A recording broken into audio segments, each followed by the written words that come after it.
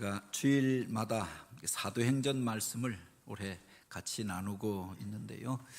이 사도행전을 통하여서 바로 복음이 세상 가운데 전하여지는 과정들을 우리가 보게 되어지고, 또 한 사람이, 또 한 지역이, 그리고 한 나라가 변화되어지는 그 일들을 우리가 보게 되어집니다. 우리가 복음을 전하고 또 선교를 하려고 하면 어디로 가야 하는가? 먼저 가야 할 곳이 어디인가? 보통 우리가 선교를 간다고 생각하면은 무슨 산간 오지나 낙도를 가야 하고, 또는 아프리카나 미개한 사람들이 사는 어떤 곳으로 찾아가야 하는 것이라고 생각합니다. 물론 그들에게도 복음이 필요하고 그들도 구원받아야 할 사람들입니다. 그런데 먼저 우리들 가운데 전하여져야 할 것들이 있다라고 하는 겁니다. 우리가 다 믿는다 생각하고 있고 다 알고 있다라고 생각하지만, 도시의 중심부에서 문명의 혜택을 가지고 있고 거리마다 십자가가 세워져 있는 것 같지만 여전히 복음에 대하여 무지한 이들이 있고, 또 거짓된 것들을 쫓아가며 살아가는 이들이 있지 않습니까? 요즘 선교학에서 다시금 강조되어지는 것이 바로 도시 선교에 대한 것입니다. 한 나라가 변하고 한 민족이 바뀌어지는 과정을 들여다보면은 바로 그 복음화의 과정에 먼저 복음이 그 도시의, 그 나라의 중심이 되어지는 곳에, 그 지역의 중심이 되어지는 곳에 먼저 교회가 세워지고, 그곳에서부터 복음이 주변 지역으로 번져가게 되어졌다라고 하는 겁니다. 사도 바울의 전도 여행의 과정을 특별히 요사이는 우리가 다시금 보고 있는데, 그가 복음을 전하였던 곳이 있습니다. 그 지역의 거점이 되어지는 도시에, 그 도시의 중심부로 들어가서 그곳에서 사람들을 만나고 복음을 전하였던 거죠. 그것을 통하여서 한 지역이 변화되어지고, 또한 그 인근의 사람들이 주님 앞에 돌아오게 되어지고, 한 나라와 민족이, 그 거대한 대륙이 변화되어지는 역사가 나타나게 되어졌던 거죠. 흔히 우리가 미신이나 또 우상이나 또는 그렇게 무지함에 대하여 이야기할 때, 이것은 배우지 못한 사람들, 낙후된 지역에 사는 사람들, 미개한 사람들의 것이다 라고 생각합니다. 그러나 문화와 또 과학기술이 발달된 도시의 중심부에 살아가고 있는 이들, 많이 배웠다고 하는 이들 가운데에도 미신을 쫓아가고 우상을 숭배하고 거짓된 사상에 빠져서 살아가는 이들이 얼마나 많이 있느냐라고 하는 겁니다. 과학기술이 발달한 시대라고 이야기합니다. 그런데 사실은 이 교회보다 더 많은 것들이 각 골목마다 붉은 깃발들이 세워져 있고, 그곳에서 많은 사람들이 은밀하게 찾아와서 자기 운명을 점치고, 또 그렇게 자기의 미래에 대하여 알고자 하는 경우들을 보게 되어지죠. 온라인을 통해서 은밀하게 이전의 사상이라고 생각되어지는 무슨 신점과 컴퓨터점이 번져가고 어린 아이들, 젊은이들에게까지 이것이 영향을 끼치고 있다라고 하는 겁니다. 젊은 사람들, 무엇인가에 대해서 잘 알지 못해서 그런 것이다 라고만 생각할 수 없는 것이, 사실은 대기업에서 첨단 기술을 사용하고 또 자랑하는 그런 기업에서 사원들을 뽑을 때 면접관으로 여러 명이 앉아 있으면 그 중에 한 명은 관상을 보는 사람을 불러다가 세워놓고 사람을 뽑는다라고 이야기를 하는 겁니다. 기업이 미래 산업을 결정할 때 점쟁이에게 물어보고 그것을 결정하는 일들이 다반사라고 이야기하죠. 한 나라를 이끌어 간다라고 하는 정치인들이 이제 선거 때가 되어지면은 바로 그렇게 용하다라고 하는 점집 앞에 줄을 서서 미래에 대해서 점을 보고자 한다라고 하는 겁니다. 국가의 중요한 정책이나 일들을 결정하는데 여기에 무슨 도사나 법사나 사이비 교주들이 바로 그 배후에서 그 결정을 하는데 작용했음을 이야기하기도 합니다. 오늘 우리가 설마 그렇게 하였겠는가라고 생각하는데, 그야말로 일상적인 상식으로 이해가 되어지지 않는 결정들을 할 때가 또 얼마나 많이 있습니까?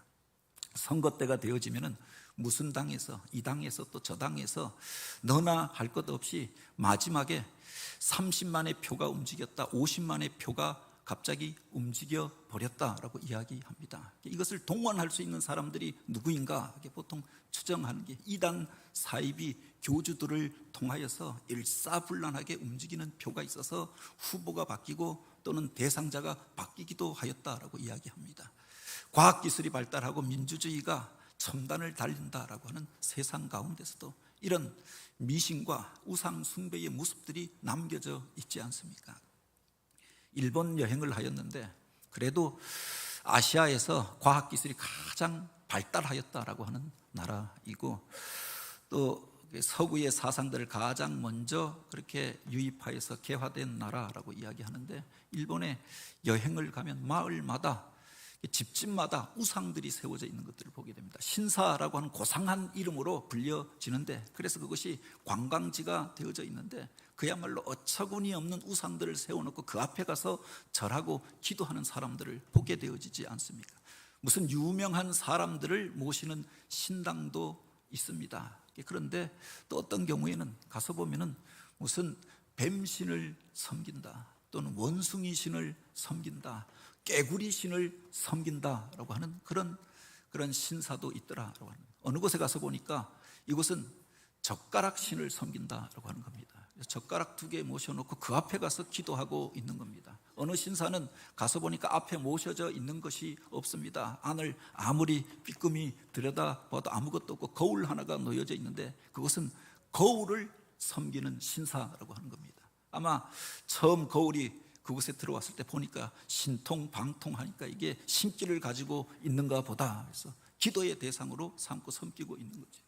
무슨 고상한 것들이 아니라 과거에 우리 시골에서 만들어 놓고 섬기던 선앙당 이런 문화가 일본에도 있었고 그것이 이제 고상한 신들을 모신 그 절이 되어지고 문화재가 되어지고 사람들이 관광하는 시대가 되어졌다라고 하는 겁니다. 사람이 아무리 많이 배우고 또한 과학기술이 발달하여도 인간 속에 채워지지 않는 어떤 것들이 있기 때문에 해결할 수 없는 문제들이 있기 때문에 바로 무엇인가 앞에 가서 기도하고 절하고 또 그 종교들을 갖게 되어지는 것 아닙니까? 오늘 우리가 읽은 사도행전 17장은 사도 바울이 제2차 전도 여행 중에 바로 헬라 문화의 중심지라고 하는 그 아테네를 방문하게 되어졌을 때 그곳에서 복음을 전하게 된 일들을 기록하고 있습니다.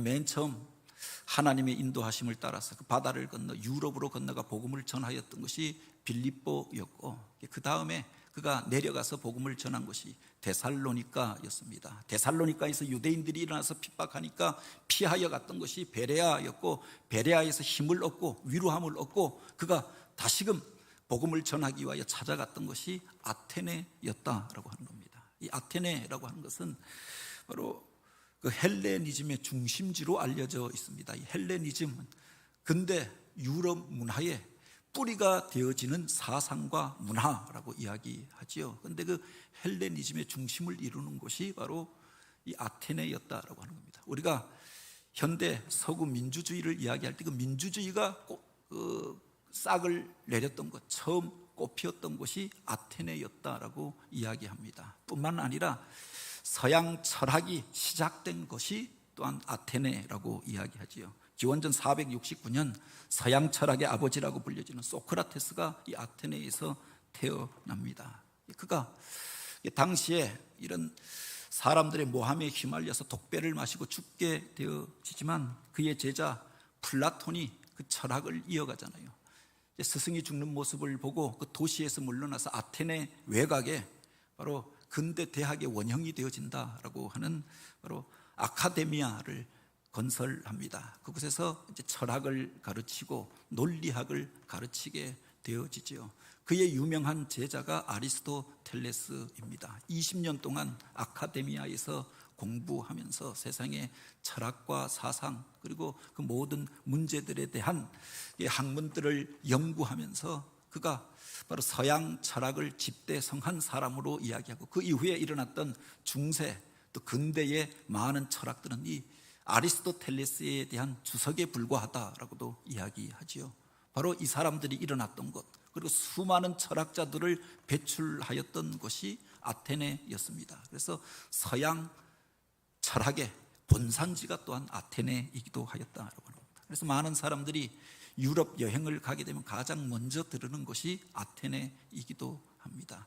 성지순례를 가는 경우에도 보통 예루살렘을 향하여 이스라엘을 우리가 여행하고 나면 그 다음에 사람들이 가기를 원하는 곳이 바로 소아시아의 7교회가 있었던 터키, 그리고 그리스와 이 아테네, 로마를 가기를 원하는 것 아닙니까? 그곳에 기독교인들의 복음이 전파되어지는 과정이 담겨져 있기 때문에 그러하다라고 합니다. 많은 사람들이 아테네를 가게 되어지면 그 민주주의의 발상지라고 이야기한 아테네의 아크로폴리스를 향하여 올라갑니다. 그 올라가는 언덕 옆에 아레오바고라고 하는 언덕이 있는데 수많은 철학자들이 이곳에서 논쟁을 벌이고 자기의 사상을 가르쳤던 곳이지요. 그리고 아고라 광장에서 바로 정치적인 많은 집회와 토론들이 일어났다라고 이야기합니다.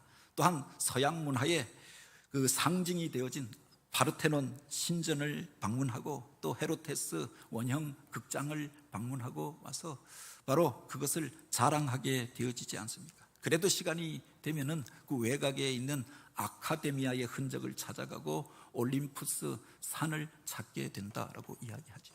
어찌되었든 서양의 정치, 경제, 사상, 문화, 철학의 원형을 이루고 있었던 곳, 그 뿌리가 되어졌던 곳이 바로 아테네였다라고 하는 겁니다. 많은 사람들이 그것을 방문하고 자기가 보았던 것들을 자랑하는 것 아닙니까? 그래서 그것을 가고자 하였던 거지요. 그런데 오늘 본문에 보면 사도 바울이 이 아테네를 방문하고 처음으로 느꼈던 그 감정을 성경은 기록하고 있는 겁니다. 16절에 보면 그렇게 기록하지요. 바울이 아덴에서 그들을 기다리다가 그 성에 우상이 가득한 것을 보고 마음이 격분하여라고 하였습니다. 그것을 보고 그 거대한 신전을 바라보고 놀라고 압도된 것이 아니라 그들의 발달한 민주주의 제도와 또 그 문화를 바라보면서 부러워하였던 것이 아니라 바로 그 도시를 바라보면서 그 이면에 숨겨져 있었던 바로 우상 숭배의 모습들, 미신들로 인하여서 그 마음에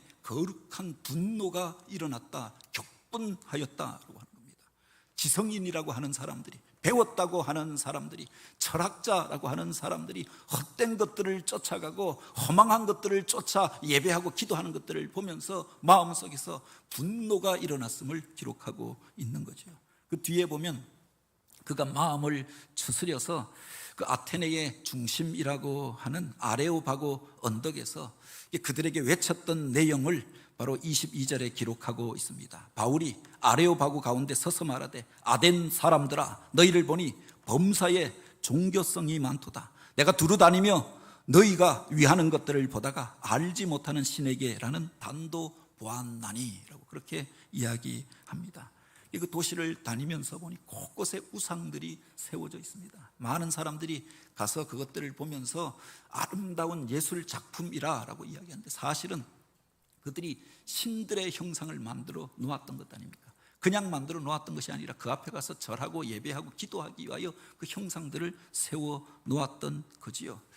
아테네에 가면 파르테논 신전이 있습니다. 사실은 이게 만신전이 아닙니까? 그들이 믿는 신들을 바로 이 거대한 신전 안에 다 모셔 놓았는데 그것이 발굴되어지면서 수많은 자치들 깨어졌던 우상들의 흔적들을 우리가 보게 되어지는 거지요.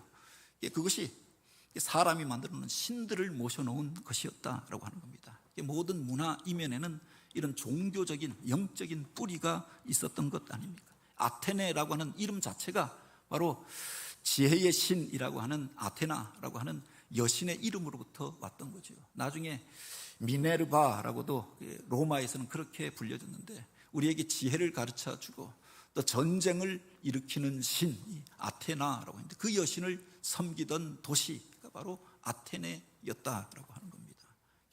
그 이면에 이미 종교적인 뿌리가 있었고 곳곳에 가득한 우상 숭배의 모습들을 바라보면서 그가 거룩한 분노를 느끼게 되어졌던 겁니다. 여행하는 사람들이 껍데기만 보고 그 거대한 신전에 압도되어졌다라고 이야기하고 그 시대 사람들이 앞서가던 문화에 대하여서 부러워 이야기하는데 사실은 그 이면에 우상 숭배의 요소들이 담겨져 있었고 거짓된 신들 앞에 절하고 그 거대한 건축물들을 세우게 되어졌던 것 아닙니까? 시대가 변하며 땅이 흔들리면서 그 거대한 신전은 무너지고 우상들의 목은 꺾이고 그렇게 잔해들만 남겨져 있는데 그것을 현대에 다시금 일으켜 세우고 사람들이 찾아가게 되어졌던 거죠. 아마 바울이 이 도시를 방문하였을 땐 그 파라테논 신전이 화려한 영광을 자랑하던 시대였을 것입니다. 바로 아테나 여신의 그 아름다운 형상이 그 중심에 새겨져 있고 수많은 신들의 조각상들이 모셔져 있는 그 모습들을 보면서 그곳에만 있는 것이 아니라 곳곳에 수많은 신당들이 세워지고 또 그곳에서 기도하고 절하고 예배하는 사람들을 바라보면서 마음속에 의분이 일어나게 되어졌음을 기록하고 있는 것 아닙니까? 그래서 로마서에 보면 그가 그렇게 이야기합니다. 스스로 지혜 있다 하나 어리석게 되어져서 썩어지지 아니할 하나님의 영광을 썩어져 버릴 금수와 버러지의 형상으로 사람의 형상으로 바꾸어 버렸도다. 하나님께서 우리들 속에 하나님을 알만한 것을 주시고 하나님의 형상으로 지음받은 인간이 다스리라고 하였던 금수와 버러지의 형상을 만들어 놓고 그 앞에 가서 기도하고 절하는 것들을 보고 그가 탄식하였던 것 아닙니까? 하나님께서 어느 시대에 쓰셨던 그 사람을 신이라고 생각하고 그 앞에 가서 기도하는 모습들을 바라보면서 마음속에 의로운 분노가 일어났다라고 하는 겁니다. 우리가 세상 가운데서 지혜 있다고 하나 많이 배웠다고 하나 그리고 자신이 배워왔던 삶의 문화에 대하여서 자랑하기도 하지만 하나님을 떠난 인생의 모습이 결국은 우상 숭배와 미신에 빠질 수밖에 없다라고 하는 거죠. 인간이 종교적인 존재이기 때문에 하나님을 섬기지 아니하면 다른 것들을 섬길 수밖에 없는데 바로 저들이 이런 미혹에 빠져서 거짓된 것들을 섬기게 된 것들을 바라보며 탄식하였던 것 아닙니까? 오늘 부모 세대가 우리 자식들이 세상에서 공부를 더 많이 하기를 원합니다. 그래서 좋은 학교 들어가기를 원하고 좋은 직장 가기를 원하고 또 공부를 더 하기를 원하고 어떻게든 그래서 우리 자녀들을 공부한다고 하면 밀어주려고 하는 것 아닙니까? 그런데 세상에서 아무리 많이 배워도 하나님을 떠난 인생 바로 허망한 것들을 쫓아갈 수밖에 없다라고 합니다. 조금 더 좋은 학교 들어가고 조금 더 좋은 직장 간다고 하여도 마음속에 채워지지 않는 그것으로 인하여 헛된 것들 결국 무너져 버리고 쓰러져 버리고 없어져 버릴 그것들 앞에 굴복할 수밖에 없는 것 아닙니까? 그래서 오늘 우리가 보다 중요한 것들을 우리 자녀들에게 가르치고 전할 수 있어야 하는 거죠. 아테네의 사람들이 자기들 안에 있는 철학과 사상과 문화와 예술에 대하여 자랑하였습니다. 그런데 그들 속에 있는 껍데기만의 모습들에 대하여 보면서 탄식하였고 엉뚱한 것들을 쫓아 섬기고 있는 그들을 바라보면서 그가 격분하게 되어졌음을 기록하고 있는 거죠. 오늘 우리는 이 세속화된 세상을 바라보며 어떤 사람들이 우상을 섬기고 쫓아가는 것들을 바라보면서 바울이 느꼈던 그런 분노와 또 격분함을 가지고 있느냐라고 하는 겁니다. 주님께서 성전에 올라가셔서 엉뚱한 것들을 놓고 하나님의 성전에서 행하고 있는 그들을 보시면서 의로운 분노를 일으키십니다. 채찍으로 그들의 좌판을 엎으시고 쫓아내셨던 것 아닙니까? 하나님을 빙자하여 엉뚱한 것들을 쫓아가는 것들에 대하여 분노하셨던 주님의 모습을 보게 되지요.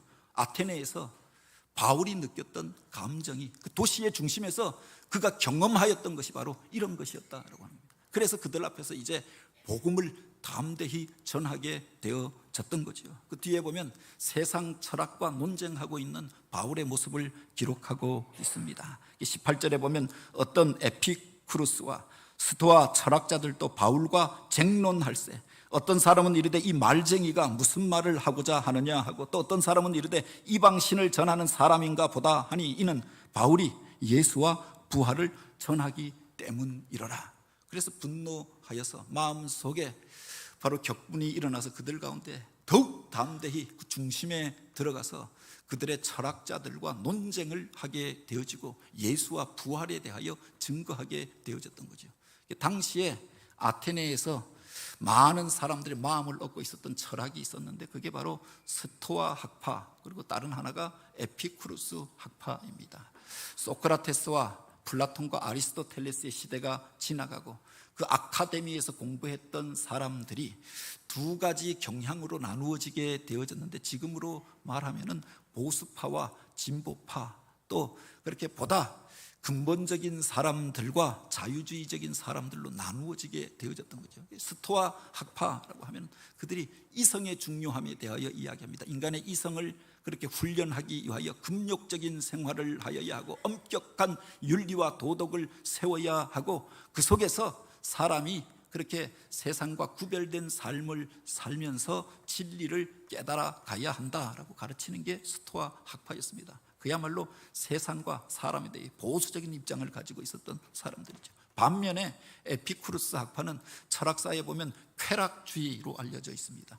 사람에게 당장의 기쁨을 주는 것, 즐거움을 주는 것, 그게 선이고 우리가 추구해야 할 것이다 라고 말하는 것이 에피쿠르스 학파였던 거죠. 그래서 무엇이 기준이냐? 우리가 감정적으로, 감성적으로 느끼기에 나에게 행복을 가져다 주는 것, 즐거움을 가져다 주는 것, 그게 선이다. 그것을 우리가 추구하고, 또 그것을 추구하는 것은 바로 사람이 가지고 있는 본성이다 라고 가르쳤던 것이 에피쿠르스 학파이지요. 그러니까 보다 자유주의적이고 사람들이 가지고 있는 문화를 인정해주고 개방적인 모습을 가지고 있었던 겁니다. 사실은 이 사상이 이 근대와 또 현대에 이르는 모든 사상에 뿌리를 내리고 있지 않습니까? 합리주의라고 하는 이름으로, 또는 경험주의라고 하는 이름으로, 관념론이라고 하는 이름으로, 또는 자유주의라고 하는 이름으로 많은 사상 가운데 영향을 끼치고 있었다라고 하는 겁니다. 그 동시에 중심에서 그가 이제 복음을 전하게 되어졌던 거죠. 저들이 이제 그곳에 와서 예수에 대하여, 복음에 대하여 전하는 그들을 향하여서 내가 전하는 것이 무엇인가, 내가 뭐라고 말하는데 우리와 다른 사상에 대하여 가르치고 다른 신에 대하여 말하고 있는 것이 아닌가에 대하여 질문하였던 거죠. 그들 앞에서 바울이 전하였던 것이 무엇입니까?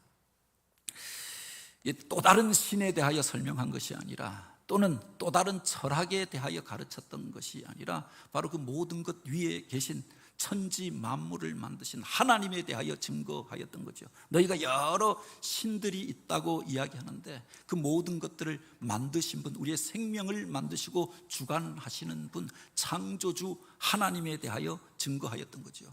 그 하나님은 너희들이 만든 이 건물 안에, 이 거대한 신전 안에 머물 수 없는 분이고, 너희가 조각하여 놓은 그 우상 안에 담을 수 없는 분이요, 오늘 우리가 참으로 예배해야 할 분이다. 그 하나님에 대하여 증거합니다. 그러나 그 하나님을 떠나서 인간이 엉뚱한 것들을 쫓아가면서 죄에 빠지게 되어지고 인생에 문제가 생기게 되어졌음을 선포하고, 우리를 구원하기 위하여 찾아오신 예수 그리스도, 그분께서 우리의 죄를 담당하시고 십자가를 지심으로 오늘 우리가 구원함을 얻고, 죽으셨던 것으로 끝난 것이 아니라 부활하심으로 영생의 소망이 되심을 증거하였던 거죠. 이게 바로 기독교 복음의 핵심이 아닙니까?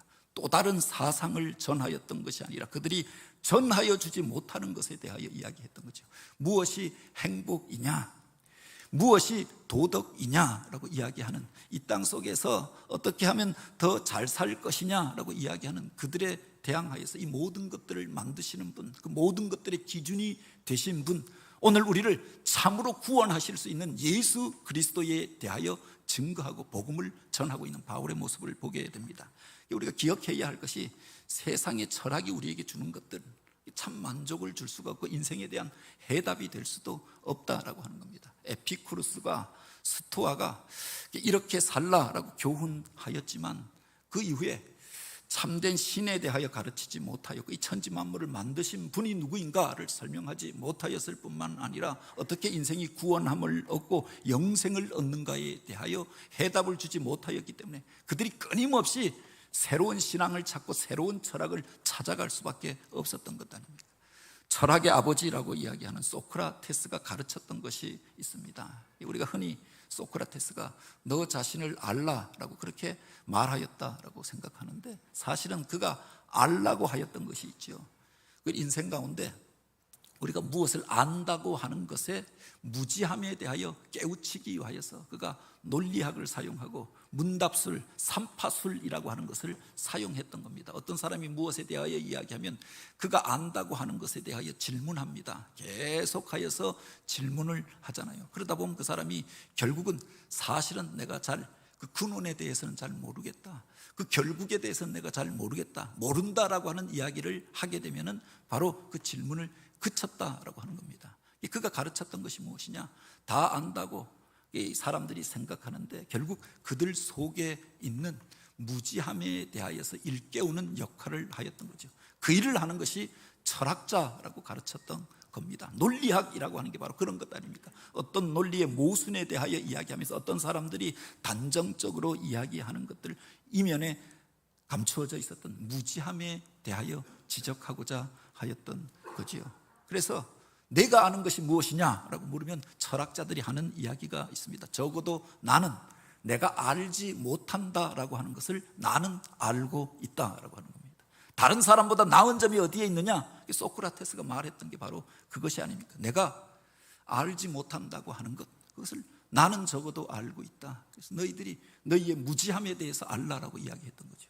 사실은 인생에 대한 해답을 줬던 것이 아니라 질문하면서 인간의 어리석음에 대하여 깨닫게 하는 것이 철학이 아니었느냐라고 합니다.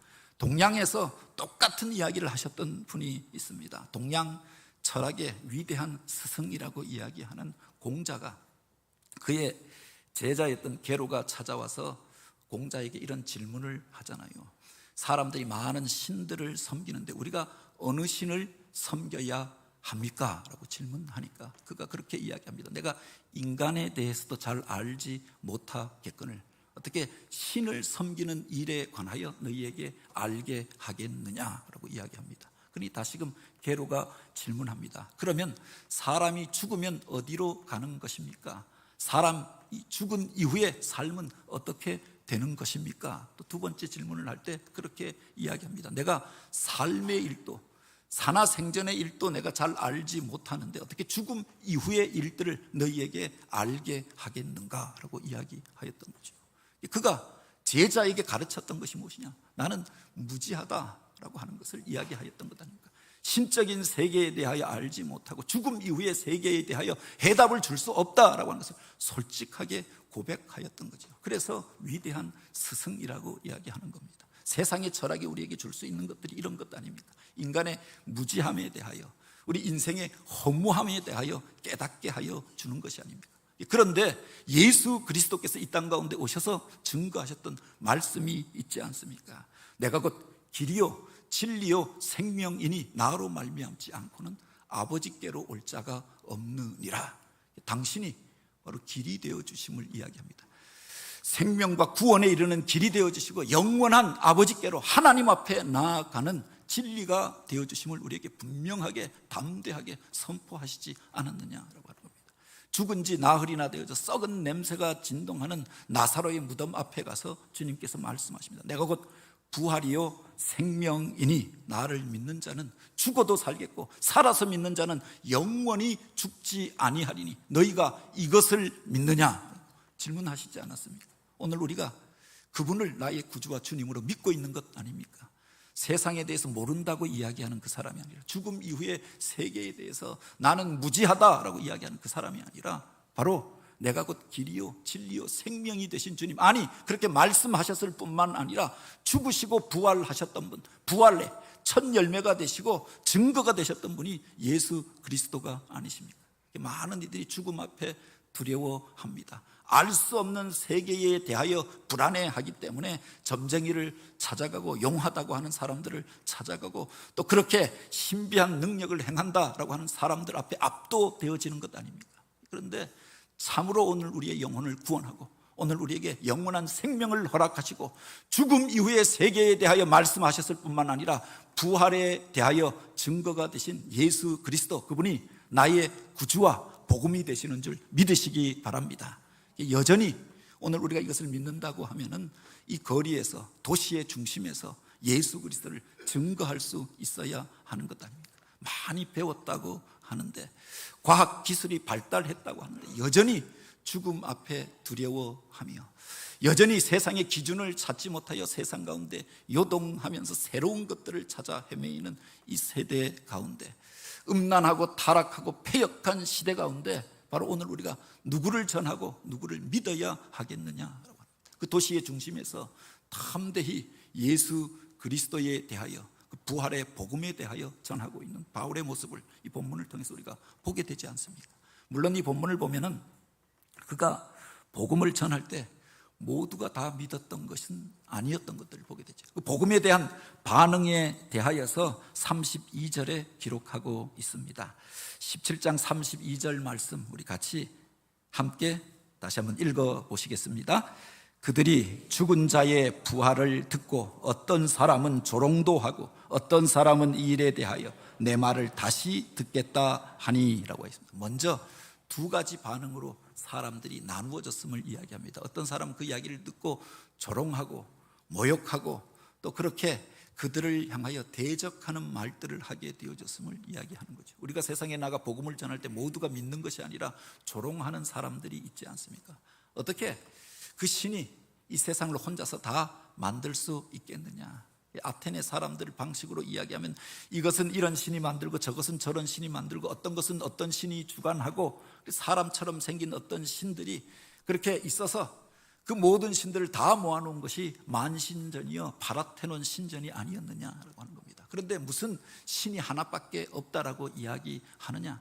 그런 신이 세상에 어디 있느냐? 조롱하였다라고 하는 겁니다. 그분이 우리 죄를 담당하시고 십자가를 지셨다라고 이야기하니까 아니 자기 죄도 아닌데 왜 남의 죄를 지고 십자가를 졌느냐? 조롱하는 이들이 있었고 죽었으면 끝이지 무슨 부활했다고 하느냐? 그걸 누가 믿겠느냐? 새빨간 거짓말이 아니냐? 비난하는 자들이 있었다라고 합니다. 세상에서 복음을 전할 때 그렇게 반응하는 이들이 있잖아요. 그럴 수 있음을 우리가 인정해야 한다라고 합니다.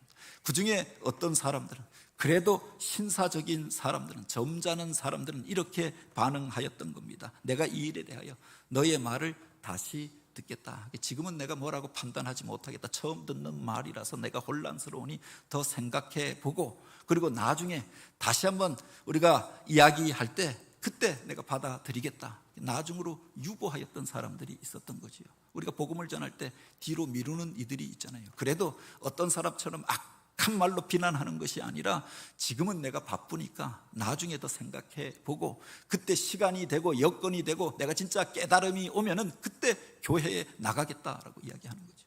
제 친구들 중에 같이 철학을 공부하던 이들 가운데 기독교에 대하여 전하고 복음에 대하여 전할 때 꼭 싸우려고 하는 것이 아니라 배우기를 원하고 알기를 원하는 이들이 있습니다. 그래서 내가 한번 성경책 읽어보겠다, 내가 한번 연구해 보겠다.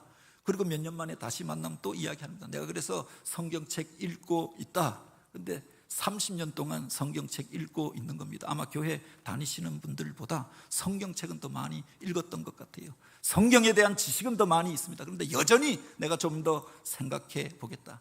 이게 그 결심함을 뒤로 미루는 이들도 있잖아요. 나름대로 점잖은 반응이요, 또 철학자들이 가져야 할 자세이기도 하지요. 내가 아직 정확하지 아니한 것은 무엇라고 이야기하지 않겠다, 믿지도 않겠다. 회의주의로, 염세주의로 그렇게 살아가는 것도 아닙니다. 그런데 그게 전부가 아니라 그 뒤에 보면 이 아테네의 희망이 되어지는 사람들이 있었음을 같이 기록하고 있는 것을 보게 됩니다. 34절에 보면 이렇게 기록하고 있죠. 몇 사람이 그를 가까이 하여 믿으니 그 중에 아레오바고 관리 디오누시오라 또 다말이라 하는 여자와 또 다른 사람들도 있었더라. 그렇게 기록하고 있습니다. 그런데 다 거절한 것이 아니라, 다 나중에 믿겠다라고 이야기했던 것이 아니라 그 자리에서 믿고 결심하였던 몇 사람이 있었다라고 하는 겁니다. 보통 바울이 아테네에 가서 복음을 전한 이야기들을 할 때 많은 사람들이 실패하고 그것을 떠난 것으로 이야기합니다. 수많은 사람들을 만나고 논쟁을 벌이고 복음을 전하였는데 믿었던 사람은 두세 사람으로 끝나버렸다라고 하는 겁니다.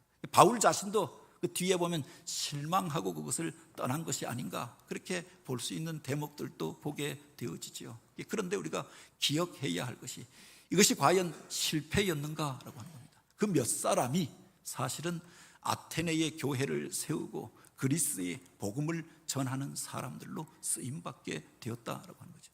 우리가 어떤 일들을 시작할 때 많은 사람들이 호응하지 않는다라고 해서 실망할 때가 있습니다. 이 모든 일들이 소용이 없는 것처럼 생각할 때가 있습니다. 그런데 사실은 대단한 일들도, 세상을 뒤흔드는 일들도, 민족과 세계가 변화되어지는 일들도 결국은 그 몇 사람으로부터 시작되어졌던 거죠. 예수 그리스도의 복음도 처음에는 믿었던 사람들이 12명, 그들이 주님의 제자가 되어졌던 것 아닙니까? 그 중에서도 한 명은 이탈하여 버리고 11명, 그들을 통해서 복음이 세상 가운데 전파되어졌던 거죠. 이방 땅에 복음이 전하여졌던 이야기들을 보면은 바로 환난을 당하여 쫓겨갔던 몇 사람, 그들이 안디옥에서 교회를 세웠다라고 하였고, 그들을 통하여서 이방인에게 복음이 전파되어집니다. 그리고 하나님이 기뻐하시는 그 아름다운 교회가 세워지고, 바로 교회의 지도자였던 바울과 바나바를 파송하여서 세계 선교 사역이 시작되어졌던 것 아닙니까? 빌립보에 가서 며칠을 다니면서 복음을 전하였지만 얻었던 사람은 한 명, 바로 루디아와 또 그의 가족들 몇 명이 전부였다. 귀신 들렸던 아이 고쳐놓고 나니까 그 아이가 이제 교회 다니기 시작하였다. 몇 사람이 끝이었지만 바로 그곳에서 그들을 통해서 하나님이 기뻐하시는 빌립보 교회가 일어나게 된 줄 믿으시기 바랍니다. 아테네에서 수많은 사람들을 만났습니다. 광장에서 많은 사람들과 논쟁을 벌이고 예수 그리스도에 대하여 피를 토하는 심정으로 복음을 증거하였습니다. 얻었던 사람은 단지 몇 사람, 서너 명이었습니다. 그런데 그들을 통해서 바로 그 도시가 변화되어지고 그 민족이 바뀌어졌다라고 합니다. 사실은 유럽에서 기독교율이, 복음화율이 가장 높은 나라가 어느 나라냐? 그리스를 이야기합니다. 98%가 바로 예수를 믿고 있다라고 합니다. 바로 그 전선에 터키랑 국경을 맞대고 있잖아요. 이슬람과 국경을 맞대고 있는 전선인데 바로 기독교인들이 98%가 된다라고 이야기합니다. 로마 가톨릭과 함께 기독교의 양대 기둥, 뿌리가 되어지는 것이 그리스 정교회라고 이야기하는데, 그리스 정교회의 중심이 되는 것이 아테네 교회였던 거지요. 그 나라 전체가 하나님을 믿게 되어지고 많은 사람들이 주님 앞에 돌아오게 되어진 계기 속에 누가 있었느냐? 그 몇 사람이 있었다라고 하는 겁니다. 기억하시기 바랍니다. 오늘 우리가 어떤 일들을 시작할 때 마음을 같이하여서 그 일에 참여하였던 일이 단지 몇 사람이다라고 해서 실망하지 마시기 바랍니다. 그들을 통해서 하나님께서 새 일을 이루시는 줄 믿으시기 바랍니다. 주님 앞에 헬라인 몇 명이 찾아왔습니다. 십자가를 앞에 놓고 이제 가룟 유다는 주님을 배반하기 위하여 떠나갔던 밤이었습니다. 그런데 이방인들이 주님 앞에 찾아왔을 때 주님께서 이것으로 인하여 인자가 영광을 얻을 때가 되었도다 기뻐하십니다. 그리고 이 말씀을 하시지 않습니까? 내가 진실로 진실로 너희에게 이르노니 한 알의 밀이 땅에 떨어져 죽지 아니하면 그대로 있고 죽으면 많은 열매를 맺느니라. 바로 당신이 저들을 위하여 이 땅 가운데 오셨고 죽어지는 밀알로 십자가를 지게 될 것을 말씀하신 것이었죠. 뿐만 아니라 저들을 통하여서 이방인들이 주님 앞에 돌아오는 그 비전을 보았던 것 아닙니까? 그래서 기뻐하고 하나님께서 영광을 받으실 그 일들을 바라보았던 거죠. 세상을 바라보고 함께하는 무리들이 많지 않다고 실망하지 마시기 바랍니다. 믿음으로 결단한 그 사람들, 그 몇 사람을 통해서 하나님께서 새 일을 이루실 것입니다. 원하고 바라기는 우리가 그 몇 사람이 되어져서 함께하여 주님의 교회를 세워가고 주님의 새 일들을 이루어가고 주님의 영광의 통로로 쓰임받게 되어지길 주님의 이름으로 축복합니다. 같이 기도드립니다. 오 하나님,